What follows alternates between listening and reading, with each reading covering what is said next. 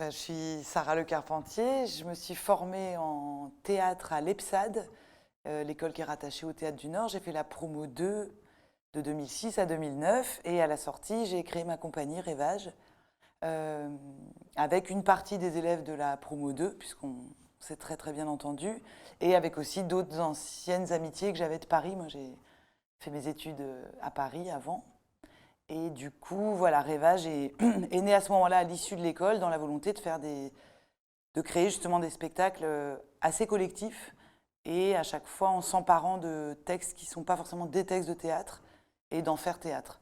Et de spectacle en spectacle, on a développé cette méthodologie qui nous plaît beaucoup, qui peuvent être des spectacles soit jeune public, soit tout public, mais voilà, très souvent des créations et dans quelque chose de très collectif et très rythmé. Voilà, donc petit à petit, je suis venue à la mise en scène pure, puisque de ce collectif est venue l'envie aussi de mener des projets et pour le coup de les concevoir du début à la fin. Et donc à l'heure actuelle encore, il y a des projets de mise en scène collective et des projets où c'est vraiment moi qui mets en scène, ce qui va être le cas voilà, là, dans les temps qui viennent. L'identité de Rêvage se décline selon moi en 3 axes. Le premier, c'est effectivement ce travail d'écriture ou de réécriture. C'est-à-dire que ce qui, moi, m'interpelle en premier, c'est souvent des romans ou des essais ou des nouvelles. J'ai une sensibilité très littéraire au départ. J'ai fait des études littéraires et je ne nie pas du tout la littérature qu'il y a dans les grands textes de théâtre, mais je suis plus attirée par des fables comme ça où le personnage n'est pas forcément au cœur de l'intrigue et où même l'intrigue elle-même peut être plus diffuse et morcelée. Et de faire théâtre, c'est-à-dire vraiment d'être dans un théâtre aussi où il n'y a pas de quatrième mur, presque dans aucun de mes spectacles. C'est vraiment adressé au public, interactif et dans quelque chose qui se raconte et qui se construit au moment où c'est raconté. Ça, c'est vraiment une rythmique qui revient. Et puis le travail musical aussi, je dirais, qui est quasiment systématique dans les spectacles.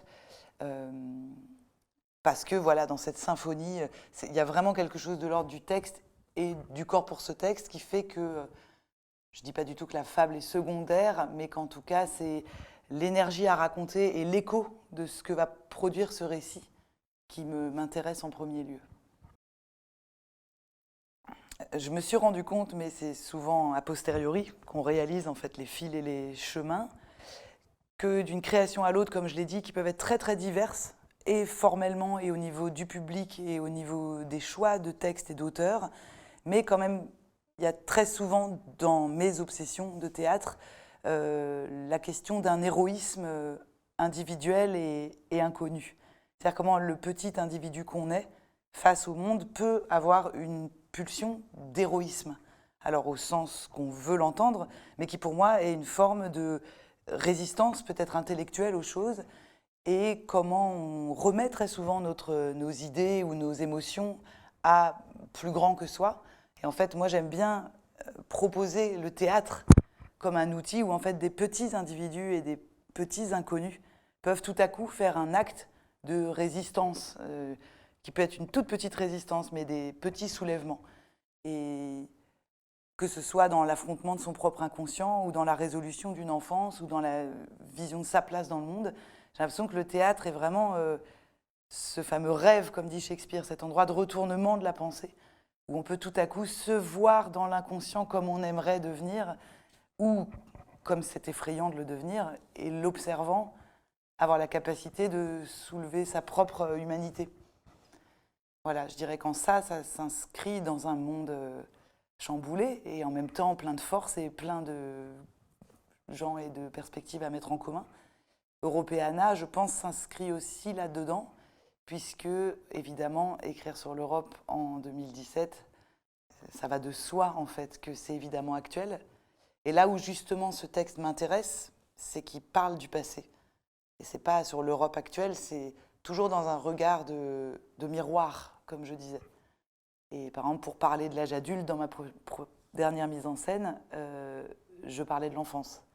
Et comment à chaque fois les choses peuvent se faire voilà, par écho et pas directement un théâtre qui pourrait être discursif. Voilà, c'est vraiment de la sensation. Très bien. Allez, ciao. 2 photos et je t'emmène. Ouais.